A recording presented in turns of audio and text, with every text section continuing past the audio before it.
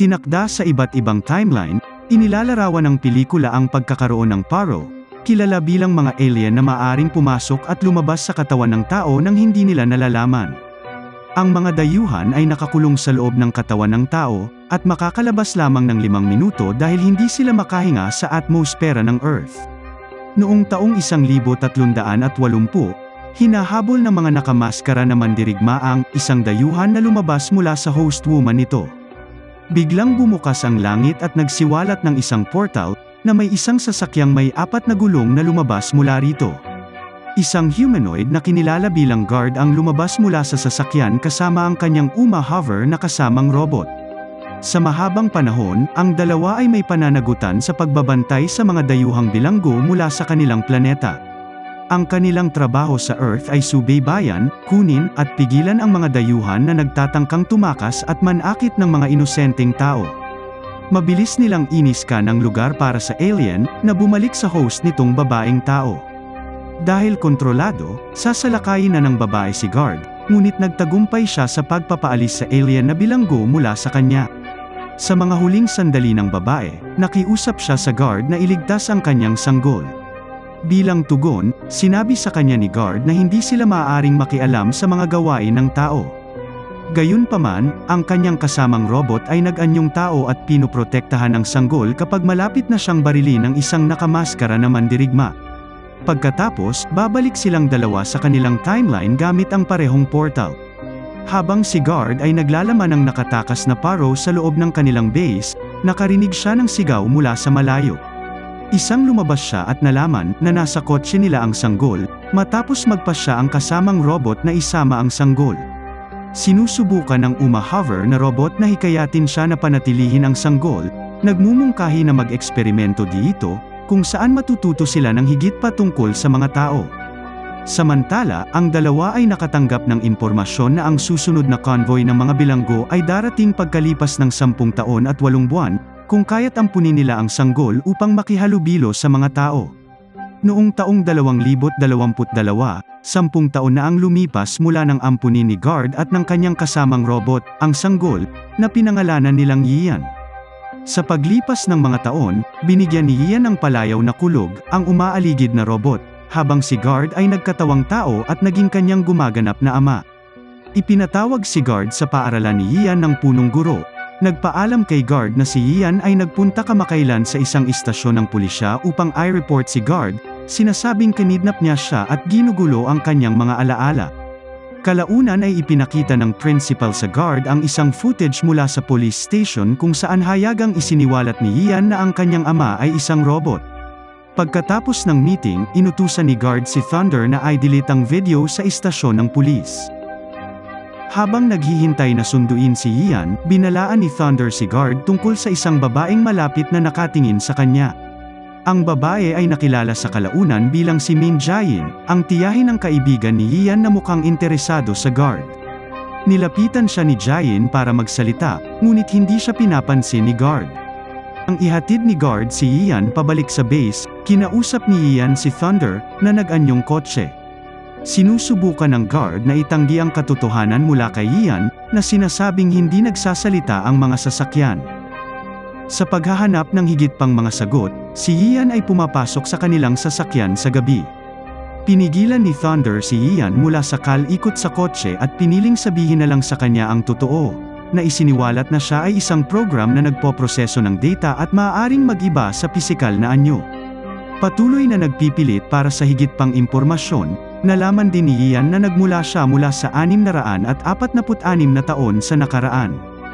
Ngunit bago matapos ang kanilang pag-uusap, nauwi sa oversharing si Thunder dahil bigla niyang ibinunyag na maghahanap sila ng mga taong host sa Jisan Hospital. Kinabukasan, nagtungo si Yian sa ospital at nag-record ng video ng pagdating ng mga dayuhang bilanggo. Mula sa mga bintana, pinagmamasdan ng mga tao ang pag-ipon ng makapal na ulap sa kalangitan. Lumitaw ang isang spaceship mula sa mga ulap at ang mga bilanggo ng dayuhan ay itinanim sa 107 mga paksa ng tao. Ang mga tao sa ospital ay nagtangkang tumakas, ngunit hindi nagtagumpay. Nagagawang tumakas ni Yian sa tamang panahon dahil naitanim na ang huling bilanggong dayuhan pagkatapos ng pamamaraan, Ang 107 tao na nasasakupan ay nagpapatuloy sa kanilang mga aktibidad at wala nang maalala kung ano ang nangyari. Sa halip na umuwi, pumunta si Ian upang makita ang kanyang kaibigang si Minson. Ipinapakita sa kanya ang na-record na video ng mga dayuhan sa ospital. Nang maglaon, kinuha ni Thunder ang anyo ng guard para kunin si Ian sa tirahan ni Minson. Bumalik sa kanilang base, nagpasya sina Guard at Thunder na sabihin kay Ian ang tungkol sa mga dayuhang bilanggo, na ang bawat isa ay sadyang nakulong sa loob ng katawan ng tao dahil ang pag-iisip ng tao ay ang pinaka hindi maarak na lugar. Sa tuwing nakakulong ang isang dayuhan, walang alaala ito ng mga tao, at ang mga dayuhan ay nananatili sa kanila hanggang sa kanilang kamatayan. Nagrereklamo si Ian na mali para sa mga tao na tratuhin ng ganoon nang walang pahintulot nila. Ngunit tumugon si Guard na wala siyang pakialam sa mga tao.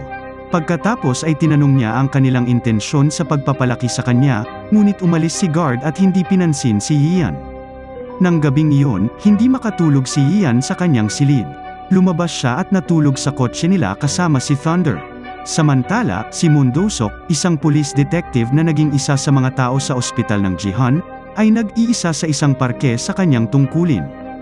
Maingat niyang pinag-aaralan ang kanyang paligid, na napansin na ang kanyang mga pandama ay lumakas ng kakaiba.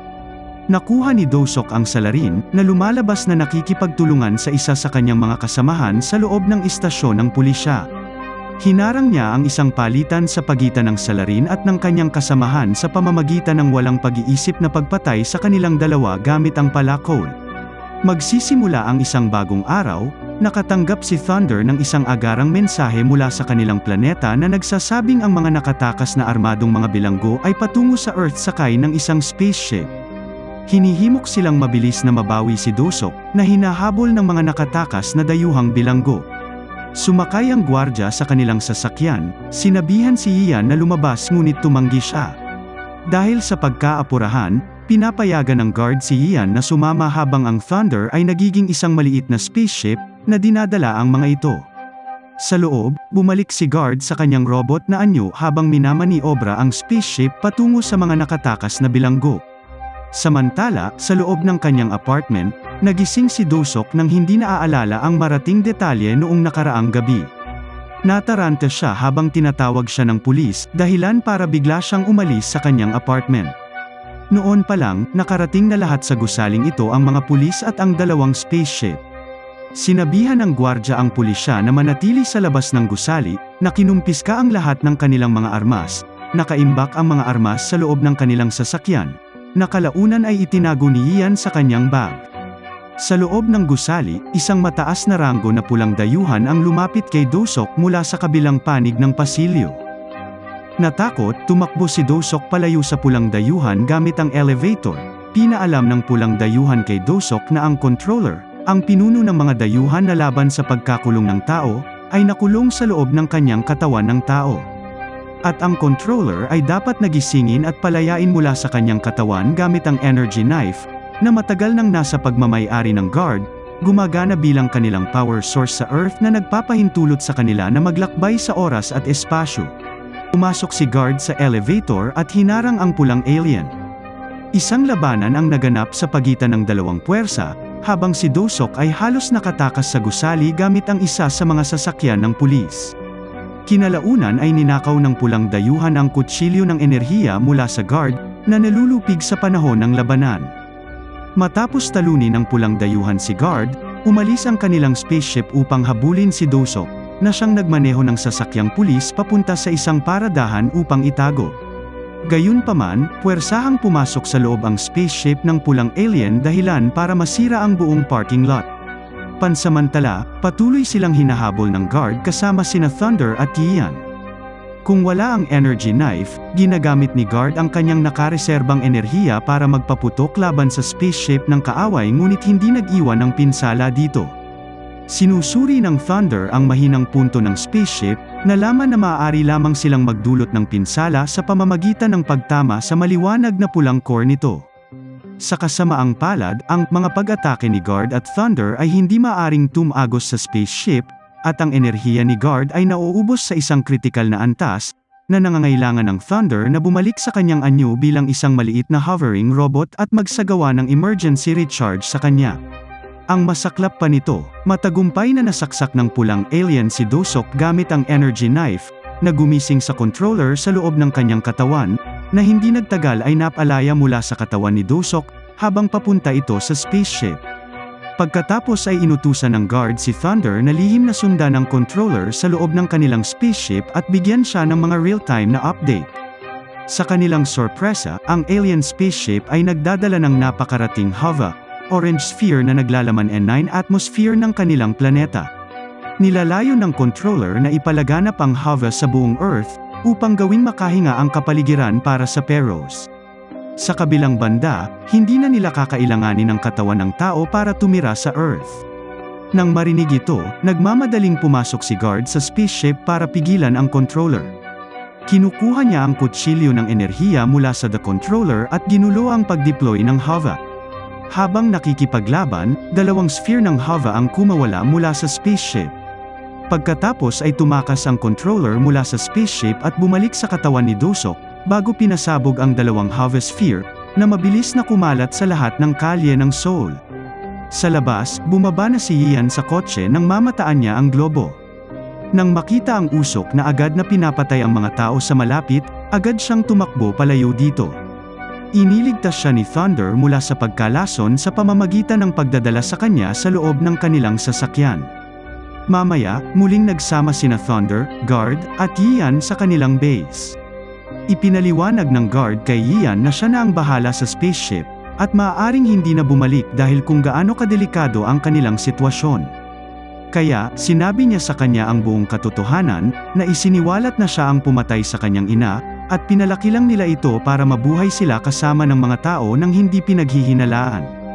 Inutusan ng gwardya si Thunder na dalhin si Ian sa bahay ni Minson, na ilayo siya sa nalalapit na labanan.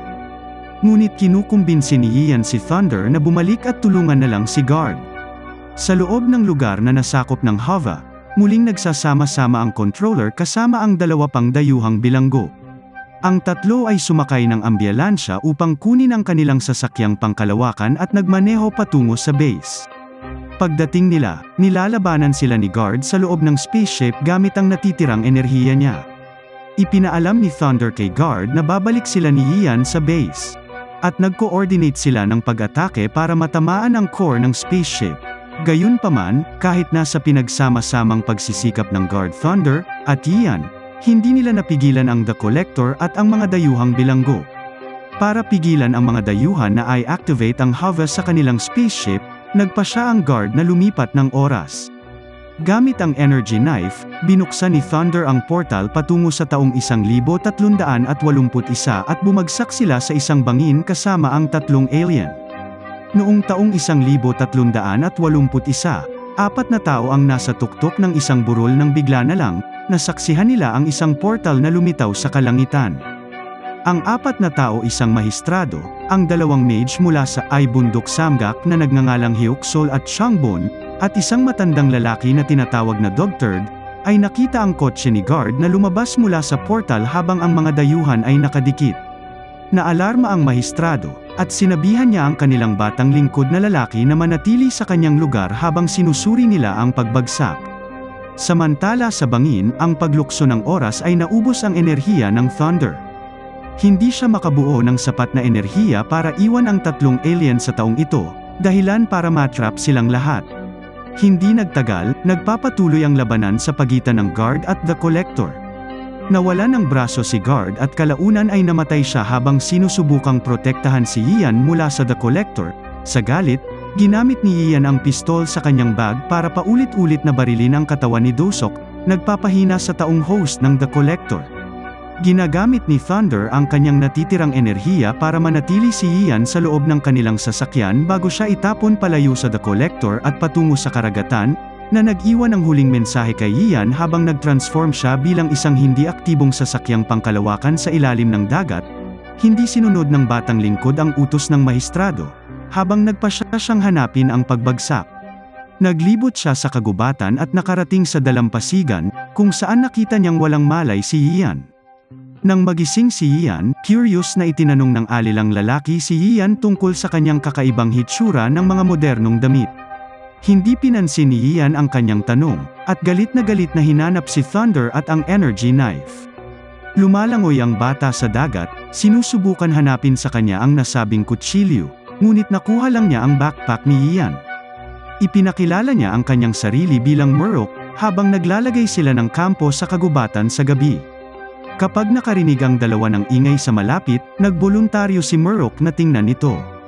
Naglalakad siya sa palibot ng kagubatan, nahanap lang ng The Controller, na naghahanap ng ibang katawan ng Ta-Zero. Ang Controller ay itinanim ang sarili sa katawan ni Murok, ang batang lalaki ay nabubuhay ng walang anumang alaala nito. Pagkalipas ng 10 taon, ito ay 1391. Si Murok, na naging isang clumsy bounty hunter at magic learner, ay nakikipag-usap sa kanyang mga kapwa dawes na tagasunod nang dumating ang isang grupo ng mga magnanakaw sa malapit. Kasama ang kanyang nagbabagong hugis na mga kasamang pusa na nakatira sa isang enchanted fan na pinangalanang Left Paw at Right Paw, madali nilang nahuli ang mga magnanakaw. Kalaunan ay dinala ng 3 ang mga magnanakaw sa mga awtoridad, kung saan nakahanap sila ng bagong bounty na naghahanap ng kakaibang kutsilyo sa mataas na presyo. Nagpasya si Murok na tanggapin ang bounty at kausapin si Dog Turd, na nagkataong may alam tungkol sa kutsilyo. Bumisita siya kay Dog Turd sa kulungan at kalaunan ay pinalaya siya, na nagpahayag na ang kutsilyo ay unang natagpuan sa Mount Wangnyeyong. Sa timeline na ito, ang energy knife ay tinatawag na divine knife, na kilala bilang isang artifact na may hindi masisirang kapangyarihan. Ang mahistrado, na nagretiro na at ngayon ay namamahala sa isang lugar na tinatawag na Bayananjong, binili ang kutsilyo at itinago ito sa kanyang pag-aari. Kinabukasan, si Murok kasama ang Left Paw at Right Paw ay bumisita sa dating mahistrado, na sa wakas ay nagpakita ng kanyang sarili pagkatapos tangkain ni Murok na guluhin ang lugar. Noon lang, isang lalaking nakamodernong suit ang sumaksak sa mahistrado bago tumakbo palayo, na isa pala sa mga dayuhang bilanggo na naghahanap din ng energy knife. Kasabay nito, pumasok si Dog Turd sa Bayananjong at ninakaw ang kutsilyo sa panahon ng kaguluhan. Hinahabol ni Murok ang dayuhan, ngunit dinaig siya nito sa pamamagitan ng mga suntok nito, na sapat na malakas para basagin ang pader sa likod ni Murok, na naging sanhi ng kanyang paghimatay. Pagkatapos ay iniwan siya ng alien para makuha ang espada mula kay Dog Turd. Pagkaraan ng ilang sandali, hinanap ng Left Paw at Right Paw si Murok at ginaisang siya.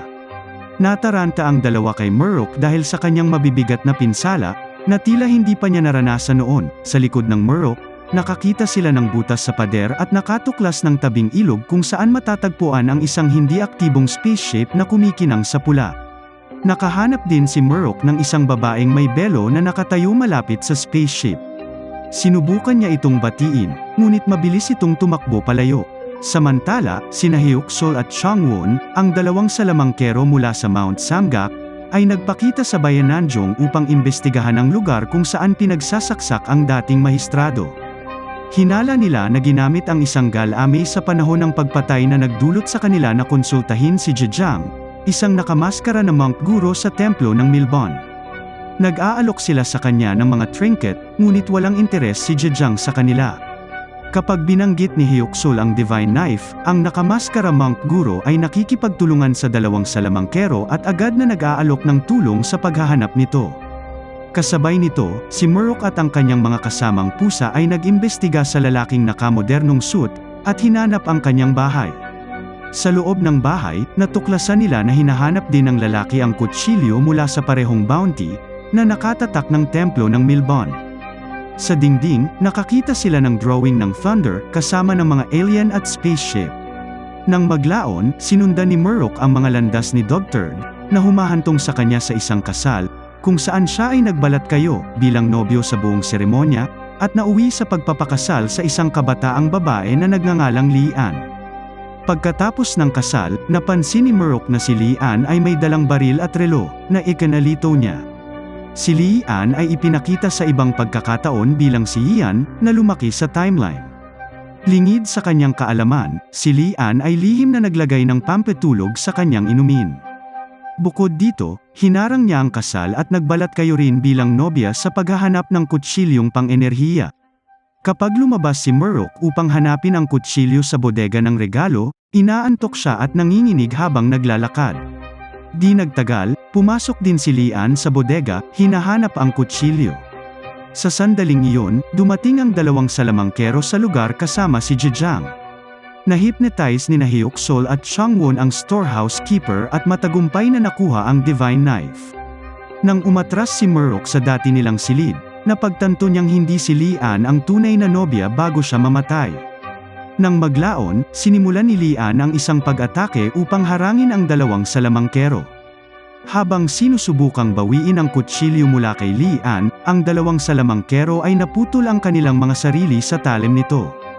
Sa huli, natalo niya ang dalawang mage gamit ang kanyang pistol at agad na tumakas gamit ang energy knife. Gayunpaman, nawalan ng malay si Zhejiang at ikinulong siya sa Milban Temple. Kinabukasan, nagising si Lian at nalaman niyang binihag siya ni Zhejiang. Kinilala ni Zhejiang ang kanyang pagkakakilanlan bilang si Ian, at inihayag ang kanyang sarili bilang isa sa mga alien bilanggo na dumaan sa portal kasama nila. Sumagot si Ian, na sinasabing patuloy niyang susubukan na makuha ang energy knife. Iniwan siya ni Zhejiang at nakipagkita sa lalaking nakamodernong suit sa loob ng Milban Temple. Upang makapag-teleport palabas sa kanilang natrap na timeline, kailangang hanapin ng dalawang alien na bilanggo ang energy kutsilyo, ang kanilang spaceship, at ang controller. Kasalukuyan nilang hinahanap ang taong host ng The Controller, na naghihinala na ang host ay malamang na isa sa 4 na tao na nakakita sa kanila sa pagdating nila noong 1381. Ngunit namatay lang ang dating mahistrado nang siya ay sinaksak ng energy knife. Ang dalawang salamangkero ng Samgak ay parehong naputol ng kutsilyo, ngunit ang controller ay hindi rin nagising mula sa kanila. Ang dalawang dayuhang bilanggo ay patuloy na tinutugis si Dr. ang kanilang huling pinaghihinalaang host ng The Controller.